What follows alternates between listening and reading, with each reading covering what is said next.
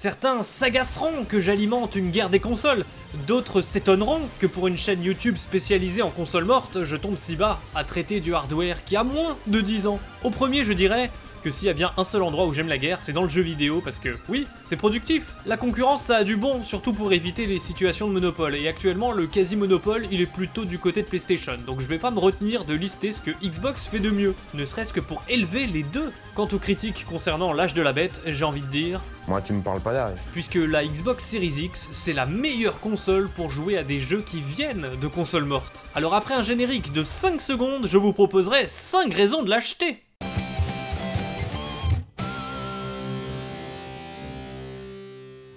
Première raison, la rétrocompatibilité.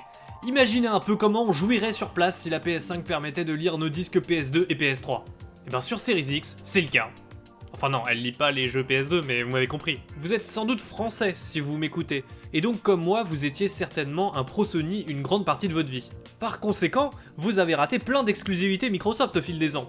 Une génération de manquée, ça va, vous survivrez. 2 générations, là on commence à accumuler des lacunes vidéoludiques, mais alors 3 générations, ça devient grave d'autant prêter allégeance à une marque parce qu'on aime son logo. Si vous achetez une Xbox Series X, c'est pas seulement à tous les nouveaux jeux des studios Microsoft que vous pourrez jouer, et ils sont nombreux, c'est aussi à une multitude d'aventures Xbox, Xbox 360 et Xbox One. D'autant que, deuxième raison, pour une fois, il y a un confort inégalable à se faire ses titres sur la dernière machine du constructeur plutôt que sur le hardware original. Avec le boost de résolution et le boost de fluidité, même pour les jeux multi-support, ça devient plus intéressant de se tourner vers la version Xbox. On est bien loin du streaming avec latence des versions originales PS3 non remasterisées qu'on retrouve sur le PlayStation Plus Premium. Quand on sait les performances très moyennes des jeux de la génération PS360, quel kiff d'enfin y jouer dans les meilleures conditions possibles sur console. Parce que oui, c'est peine perdue, on battra jamais le PC. En fait, la Series X, c'est comme si c'était une machine directement livrée avec des centaines de jeux remasterisés, sans surcoût, simplement en utilisant ton jeu original.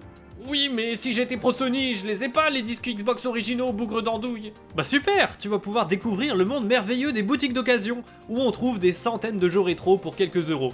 C'est l'avantage de Microsoft pour la collection, un jeu multi-support sera quasi systématiquement moins cher s'il y a écrit Xbox sur la boîte, alors que le plus souvent c'est la meilleure version. Troisième raison, le prix. On y revient tout le temps, c'est souvent ce qui motive mes choix de vidéos. Les jeux Xbox baissent très vite de prix après leur sortie, mais même la console est assez abordable. Habituellement, quand je vous parle de consoles mortes, ça va sans dire que c'est des machines qui ne sont plus commercialisées, donc faut se tourner vers le marché de l'occasion. Et contrairement aux jeux, là c'est pas vers les boutiques qu'il faut se diriger, mais plutôt vers les sites et applis de revente. Une Xbox Series X, on serait tenté de l'acheter neuve, vu qu'on la croise à Carrefour. Mais non! Vous pouvez en trouver d'occasion en super état pour 200 € de moins. Faut juste faire sauter sa barrière mentale de toujours vouloir être le premier possesseur de tout ce qu'on achète. Moi, même mes brosses à dents, je les achète à Cash Express. Si vous fouillez un peu et que vous négociez, pour moins de 400 €, vous pourrez trouver des lots intéressants avec la console et plusieurs manettes, voire plusieurs jeux. Mais la Xbox, c'est pas que le marché physique, c'est aussi le dématérialisé. Habituellement, j'en suis pas fan, mais en termes d'offres démat, on fait pas mieux que le Game Pass, rapport qualité-prix. Alors bien sûr, faut pas faire le débile mental et rester abonné même pendant que tu joues à tes jeux physiques. Mais une fois de temps en temps, quand un AAA vient de sortir, ou pour rattraper son retard sur tous les indés, c'est hyper rentable de se prendre un petit mois à 11 € plutôt que d'en lâcher 60 à chaque sortie. Alors oui, c'est surtout le Game Pass Ultimate que Xbox met en avant, mais si tu joues pas en ligne, moi c'est le Game Pass normal que je conseille. C'est trop un bon deal et ça t'ouvre l'esprit de tester des jeux que t'aurais peut-être jamais pensé à acheter autrement.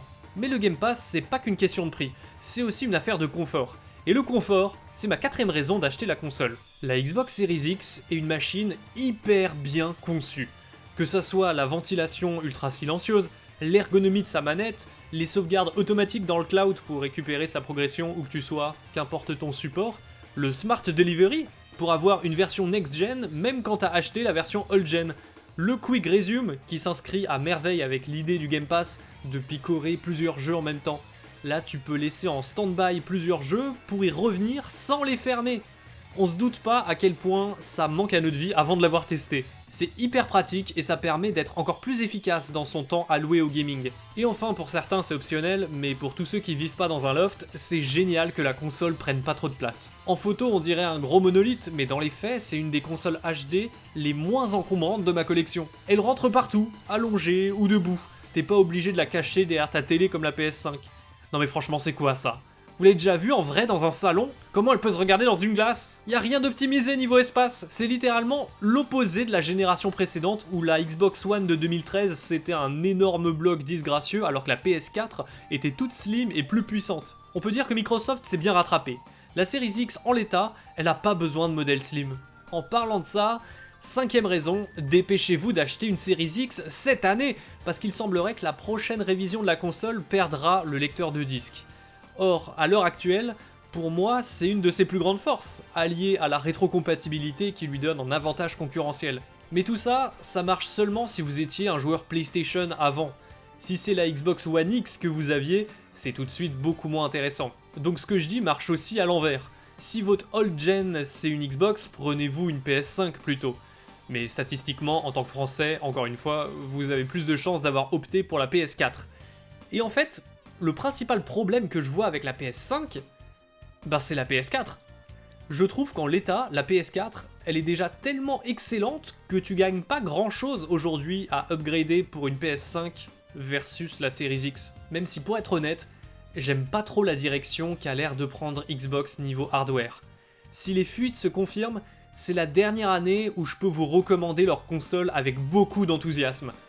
À mes yeux, la Series X actuelle, c'est la meilleure console que Microsoft ait jamais sortie. Mais si les suivantes sont 100% digitales, la Series X actuelle ne sera jamais surpassée. Et là par contre, quand ça se saura, sa cote risque de remonter. Donc encore une fois, si les fuites sont avérées, c'est la dernière année où je peux crier mon amour pour Xbox. Mon amour pour le jeu en physique, et c'est pour ça que je veux vous inciter à consommer en physique également. Ne serait-ce que pour envoyer un message fort à tous les constructeurs, et retarder l'inévitable. Un gaming 100% streaming dans le métaverse. Pour approfondir sur le sujet, je vous suggère cette vidéo où je compare le physique et le dématérialisé.